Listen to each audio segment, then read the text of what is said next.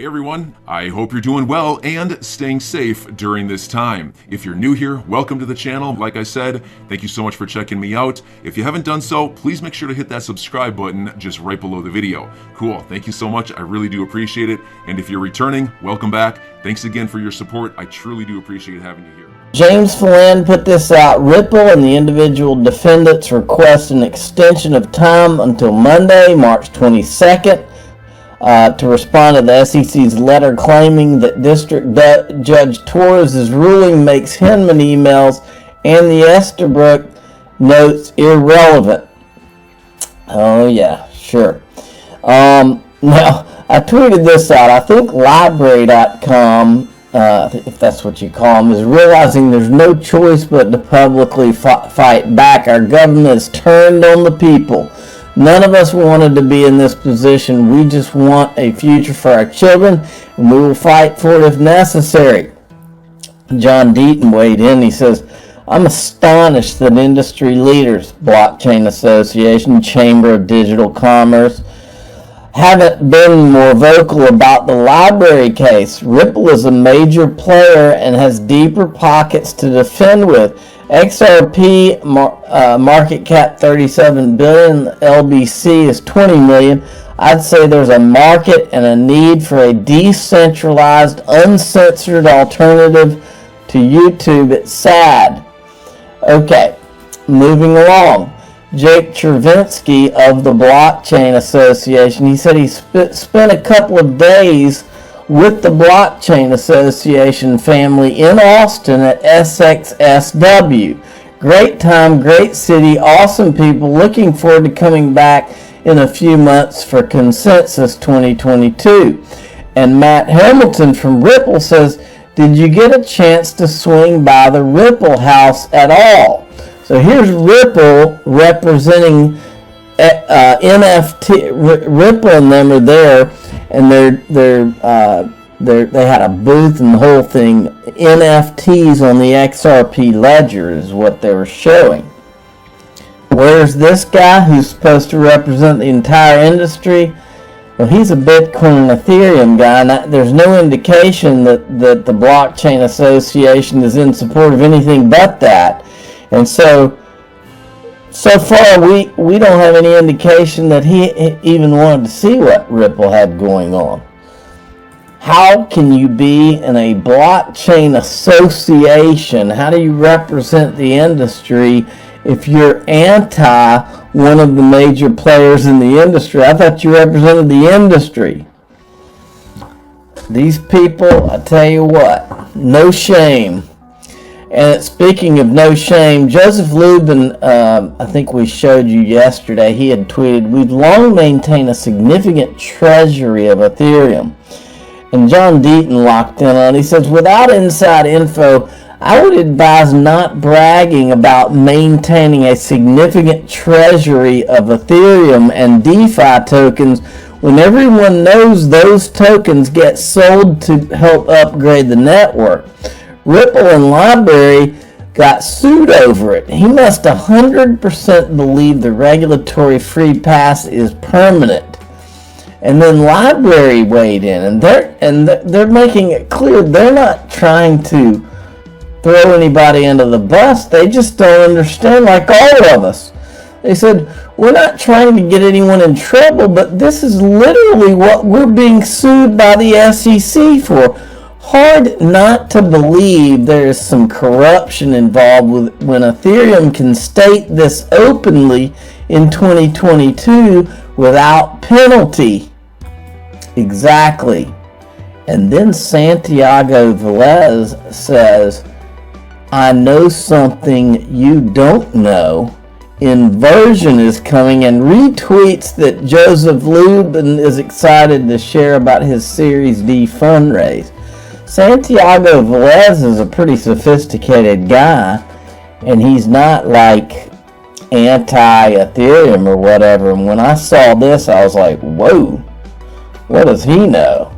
Because he's been on with like Raoul Paul and people like that know things. So I'm curious as to what he's talking about there. Now, We played this video last week. It's only 44 seconds. You need to watch it again so you'll understand what I'm saying here. Well, this guy's name is Arthur Falls. He used to be with Consensus. Well, the shareholders of Consensus AG have missed out on their fair share of that $3.3 billion.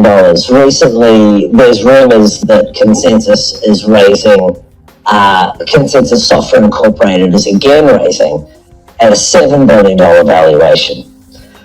Now, if that transaction was illegal, then unfortunately all of those parties have invested in a company that does not own the intellectual property that it claims to. What we want to see, someone's been ripped off here. Either it's the people who have invested in Consensus Software Incorporated, or it's the original shareholders. And Joe Lubin needs to make these people whole. Now, here's my question, folks. Because yesterday, Joseph Lubin is bragging about how Consensus closed a $450 million financing round. And my question, I don't care if you're closing on a house. If you're closing on a house and you're getting a mortgage, that mortgage company looks into your finances left and right. How about if you're trying to close on $450 million? How do you close on $450 million without explaining to those guys or making them feel comfortable with what's going on here? What in the world is going on? That's what I'm trying to figure out. Now, I looked into, he also tweeted yesterday that this ParaFi Capital led the raise. So I went and looked at their website, and it turns out they've got a lot of leading asset managers. They've got a lot of people with them that come from JP Morgan. Also, Mike Novogratz, Galaxy Digital, is one of the investors in ParaFi. Found those things interesting. Now, folks, let me ask you a question. Is there a mutiny at the SEC? Is there a mutiny? You know, a mutiny refers to the old pirate days, I guess, or on ships, where they either lost faith in the ship captain or whatever. My question is, how could the people at the SEC have not lost faith in Gary Gensler? Because he just flat out speaks and says things that just aren't so. And how many of these people want to hitch their career wagon to this guy is my question. Well, apparently this guy doesn't want to anymore. This crypto law, John Deaton's law firm, says outgoing SEC advisory committee member fires off criticism to Gary Gensler on his handling of digital assets as he leaves his position. This is the same J.W. Verrett who said in May 2021 that the SEC should drop its litigation against Ripple over XRP and has forcefully criticized the agency's regulation by enforcement policy in crypto. Everything you're about to hear is on a call with Gary Gensler. Watch this. Back to the SEC's regulation of digital assets, I want to urge the SEC to consider the proposal I offered by way of a public rulemaking proposal for the SEC to open public comment with respect to digital asset regulation. It doesn't commit the SEC to doing anything, but my digital asset regulation Genesis block proposal would offer the commission the collective wisdom of crypto lawyers, digital asset lawyers who've been working diligently on these issues. We encountered that nuance in our IAC hearing on this. I encounter it in my securities law regulation course. Look, on the one hand, it's ridiculous for the 33 Act to treat miners and node operators as underwriters, or to apply cookie-cutter proxy rules to the voting of governance tokens in a DeFi protocol. On the other hand, I think a lot of people in the digital asset and crypto communities would love to see standardized disclosure about tokenomics and about auditing of smart contracts in a particular project.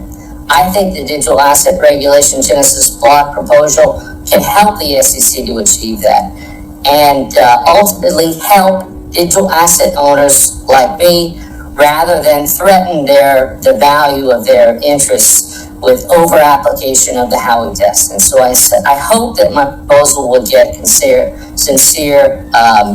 consideration. Thank you again. I will miss all of you. I will still heckle the IEC from the sidelines. Just kidding, but I will be here. I will be writing in some comment letters, and I won't be far. So I hope you will all stay close and stay in touch. All right.